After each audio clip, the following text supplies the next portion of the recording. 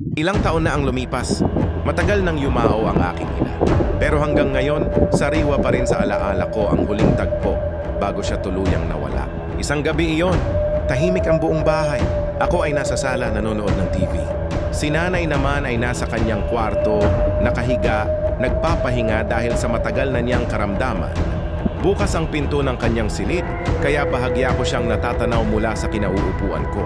Habang nakatutok ako sa pinapanood ko, hindi ko na malayang napatingin ako sa direksyon ng kwarto niya. At doon ko siya nakita. Nakatitig siya sa akin. Napakaganda ng kanyang mukha. Maaliwalas. Walang bakas ng sakit. May ngiti sa kanyang mga labi. Sa sandaling iyon, natuwa ang puso ko. Naisip ko, magaling na si nanay. Wala na ang sakit niya. Dahil sa gaan ang pakiramdam ko, tumayo ako at bumaba sa kusina para kumain. Pakiramdam ko normal na ulit ang lahat. Ngunit ilang segundo pa lamang ang lumilipas, bigla kong narinig ang malakas na sigaw ng aking ama. Anak, wala na si nanay. Parang huminto ang mundo ko. Nanlambot ang tuhod ko.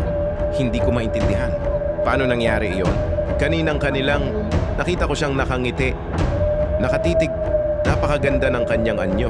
Doon ko napagtanto. Hindi pala iyon simpleng sulyap ng isang ina. Hindi iyon paggaling mula sa karamdaman. Iyon ang kanyang pamamaalam. Ang kaluluwa niya ang nakita ko. Maaliwalas ang mukha, walang sakit, nakangiti. Parang sinasabi niya sa akin na, ayos na ako anak, huwag kang mag-alala.